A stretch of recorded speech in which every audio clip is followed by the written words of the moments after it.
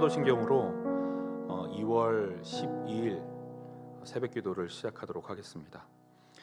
전능하사 천지를 만드신 하나님 아버지를 내가 믿사오며 그 외아들 우리 주 예수 그리스도를 믿사오니 이는 성령으로 잉태하사 동정녀 마리아에게 나시고 본디오 빌라도에게 고난을 받으사 십자가에 못 박혀 죽으시고 장사한 지 사흘 만에 죽은 자 가운데서 다시 살아나시며 하늘에 오르사 전능하신 하나님 우편에 앉아 계시다가 저리로서 산자와 죽은 자를 심판하러 오시니라.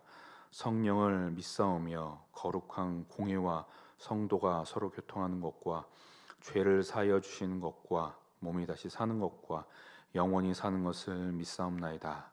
아멘. 찬송가 357장 주 믿는 사람 일어나 1절과 2절을 찬양하겠습니다. 357장 주 믿는 사람 일어나 함께 찬양하겠습니다.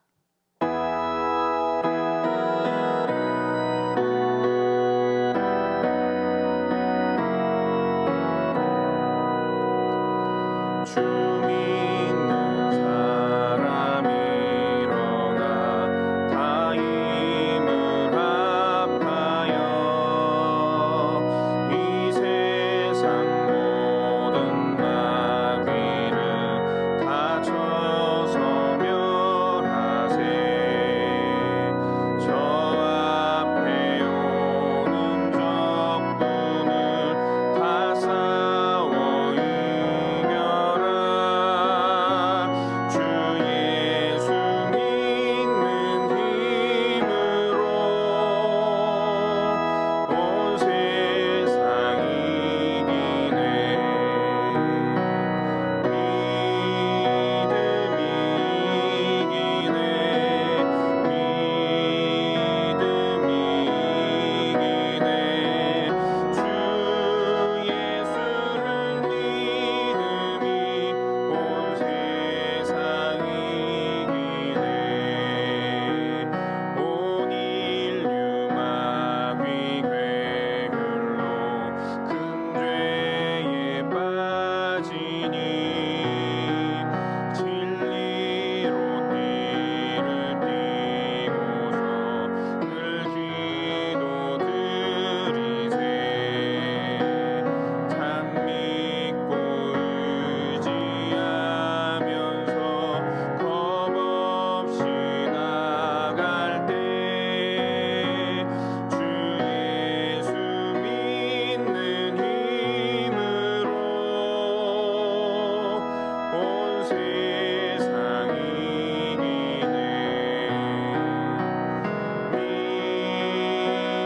믿음이 이기네. 믿음이 이기네. 주 예수를 믿음이 온 세상 이기네. 아멘. 오늘 함께 나눌 말씀은 창세기 45장 1절에서 15절의 말씀입니다. 창세기 45장 1절에서 15절의 말씀입니다. 제가 가지고 있는 성경 구약성경 71페이지에 있습니다. 다 찾으셨으면 저와 여러분이 교독하도록 하겠습니다. 제가 먼저 읽겠습니다. 요셉이 시종하는 자들 앞에서 그 정을 억제하지 못하여 소리질러 모든 사람을 자기에게서 물러가라 하고 그 형제들에게 자기를 알리니 그때 그와 함께한 다른 사람이 없었더라.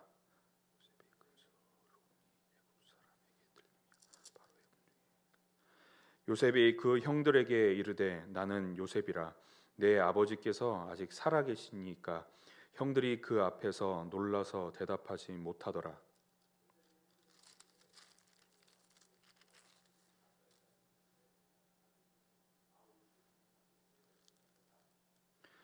당신들이 나를 이곳에 팔았다고 해서 근심하지 마소서. 한탄하지 마소서.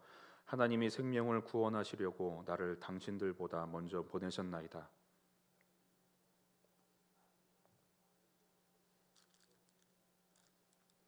하나님이 큰 구원으로 당신들의 생명을 보존하고 당신들의 후손을 세상에 두시려고 나를 당신들보다 먼저 보내셨나니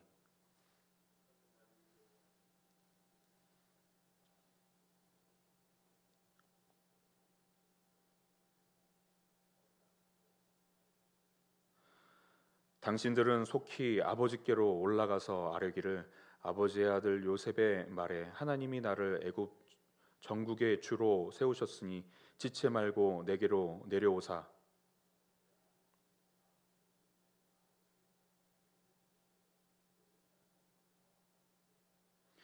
흉년이 아직 다섯 해가 있으니 내가 거기서 아버지를 봉양하리이다. 아버지와 아버지의 가족과 아버지께 속한 모든 사람에게 부족함이 없도록 하겠나이다 하더라고 전하소서.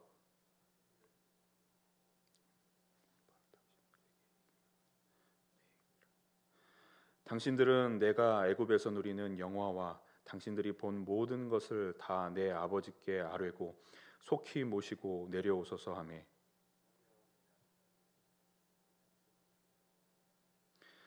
함께 읽겠습니다. 요셉이 또 형들과 입맞추며 안고 우니 형들이 그제서야 요셉과 말하니라. 아멘.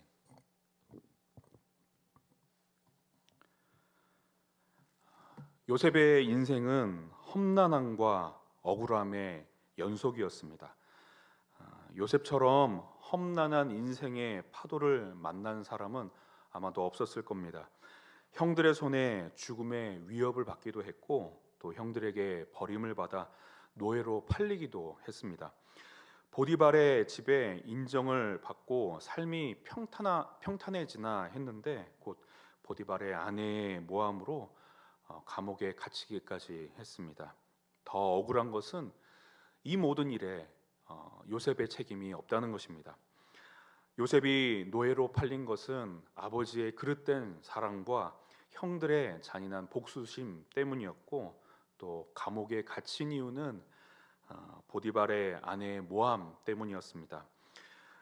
감옥에 갇힌 후에도 술 맡은 관원장의 꿈을 해석해주며 구원의 기회를 얻나 했지만 결국 요셉은 2년을 더 감옥에 살아야 했습니다. 누가 요셉만큼 억울한 인생을 살았을까요? 끔찍한 죄를 지은 것도 아니고 또 잘못된 선택을 한 것도 아닌데 그의 인생은 2번씩이나 바닥으로 내팽개쳐집니다. 하나님께 억울함을 토로해도 이상하지 않을 그런 상황인 것입니다. 그런데 참으로 놀라운 것은 이와 같이 험난하고 억울한 상황 속에서도 요셉은 아주 낙심하지 않았다는 것입니다. 성경에 요셉의 심경이 자세히 묘사되고 있지는 않지만 요셉의 행동을 보면 어느 정도 유추할 수 있습니다. 그는 그가 속한 곳에서 최선을 다해 살았던 것 같습니다. 인생을 포기한 사람은 보디발의 집에서 인정을 받아 집안 모든 일을 관리하는 집안 총무가 될 수 없습니다. 감옥을 관리하는 간수장이 모든 죄수를 맡기지도 않았을 것입니다.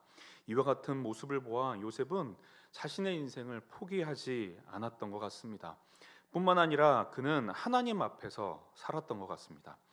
하나님은 보디발의 집에서 일하는 요셉에게 형통함을 주셨고 또 감옥에 있을 때에도 형통함을 허락하셨습니다.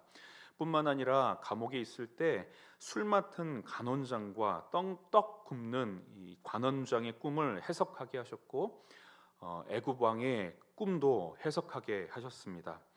만약 요셉이 하나님을 원망하고 자신의 인생에서 하나님을 밀어내었다면 요셉에게 형통함과 꿈을 해석하는 지혜를 주지 않으셨을 것입니다. 그러나 하나님은 그에게 형통함을 허락하셨고 또 지혜를 주셨습니다. 특별히 요셉의 애굽의 왕의 꿈을 해석할 때에는 하나님을 경외하는 자의 태도로 애굽 왕을 대했습니다. 이런 모습을 보아 요셉은 하나님을 신뢰했던 것으로 이해됩니다. 물론 요셉도 사람이기 때문에 어느 때에는 하나님을 원망하지 않았을까 개인적으로 생각해 봅니다. 형들에게 벌어진 그 순간 그리고 애굽으로 향하는 그 순간 하나님을 원망하지 않았을까요? 쇠고랑을 차던 또는 우리 같은 곳에 갇히던 매우 비참한 모습으로 애굽을 향했을 때 하나님을 원망하지 않은 사람이 있었을까요? 또 감옥에 갇혔을 때에도 그 순간 얼마나 억울하고 하나님께 원망했을까요? 그러나 그런 원망도 잠시이고 감정이 정리가 되었을 때 그는 이렇게 생각했을 것입니다. 그래도 하나님이 나를 지켜주시겠지. 그래도 하나님이 나에게 주신 그 꿈을 이루어 주시겠지. 요셉은 하나님을 신뢰했습니다.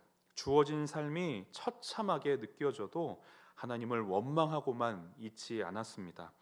요셉의 인생의 표면은 매우 거칠고 칙칙했지만 그 이면에는 깊고 고귀한 색으로 칠해진 하나님의 계획이 있다는 것을 믿었습니다.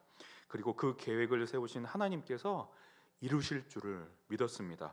그 믿음이 본문에 기록이 되어 있습니다. 7절과 8절의 말씀입니다. 하나님이 큰 구원으로 당신들의 생명을 보존하고 당신들의 후손을 세상에 두시려고 나를 당신들보다 먼저 보내셨나니 그런즉 나를 이리로 보내신 이는 당신들이 아니요 하나님이시라. 하나님이 나를 바로에게 아버지로 삼으시고 그 온 집의 주로 삼으시며 애굽 온 땅의 통치자로 삼으셨나이다.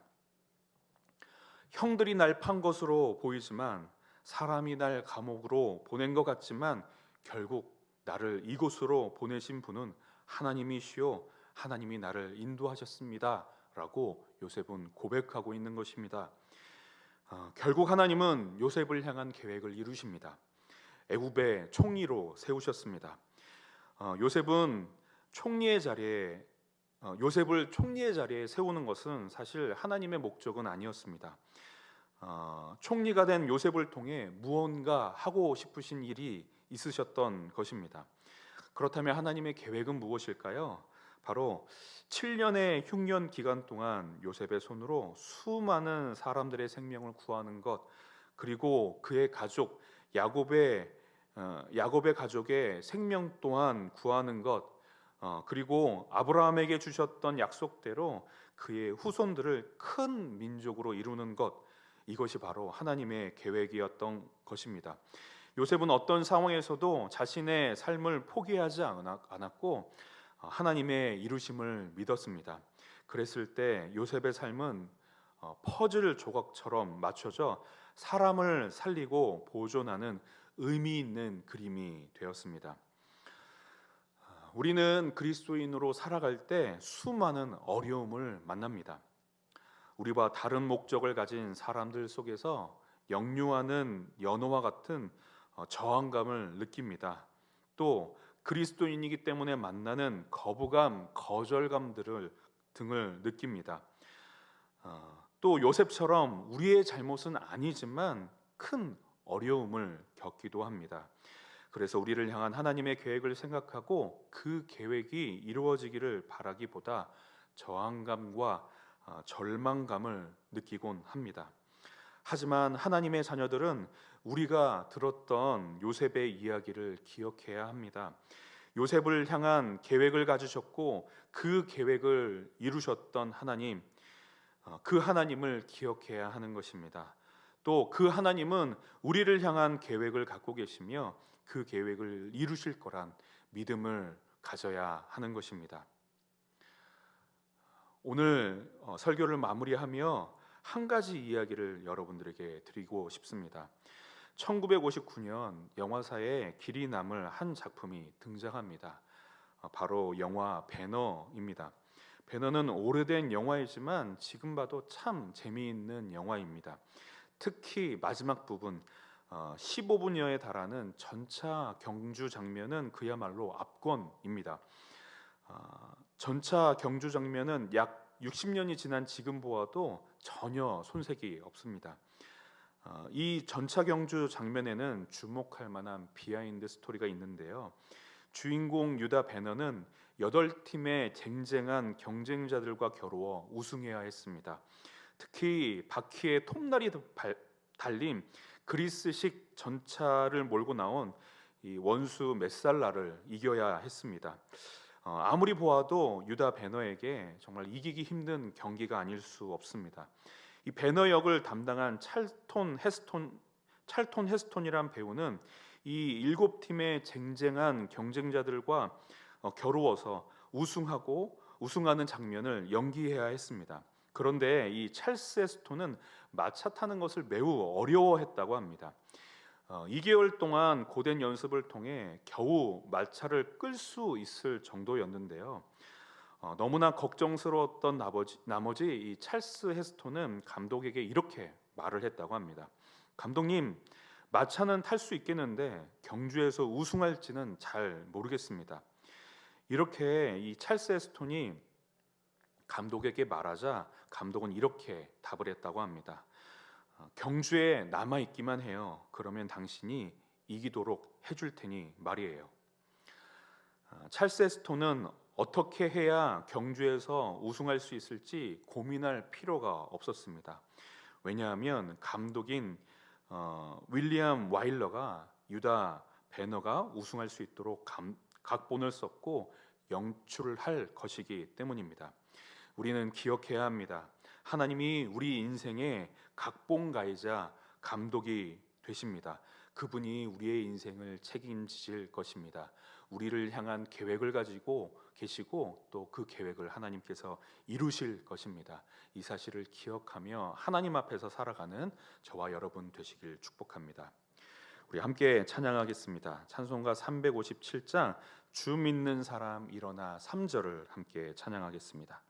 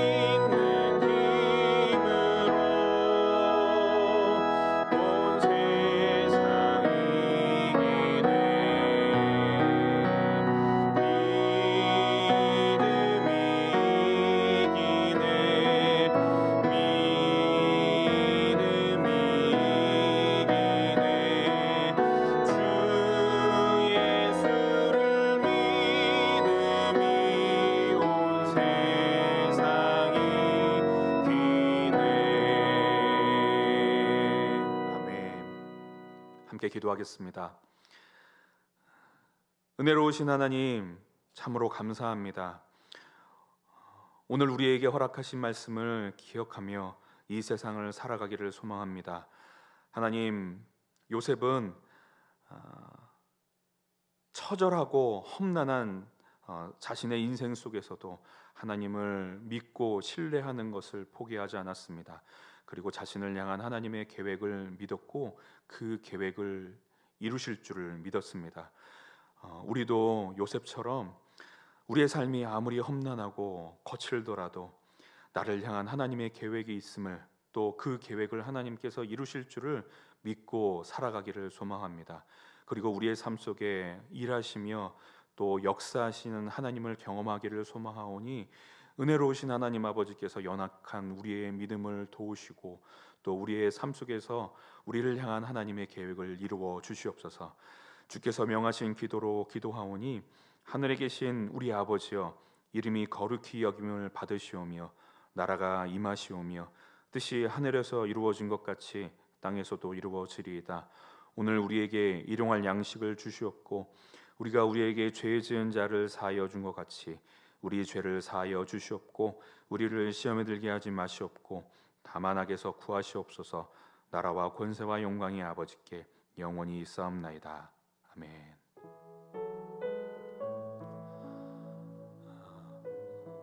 명절 한가운데 있습니다. 아마도 가족분들과 또 의미 있는 시간을 보내실 텐데 하나님께서 은혜를 허락하여 주셔서 또 이 명절 기간 동안 마음을 깊이 나누고 사랑을 깊이 나누어 관계가 회복이 되어지는 그런 귀한 시간이 되기를 소망합니다. 또한 이 시간 이후에 또 함께 기도하실 때 오늘 말씀을 기억하시면서 기도해 주시기를 바라고요. 특별히 우리 다음 세대들이 요셉과 같은 믿음, 자신을 향하는 하나님의 계획을 믿고 또 이루실 줄을 믿고 살아갈 수 있도록 해달라고 또 다음 세대들을 위해서도 함께 기도하는 그런 귀한 시간 되기를 소망합니다. 함께 기도하겠습니다.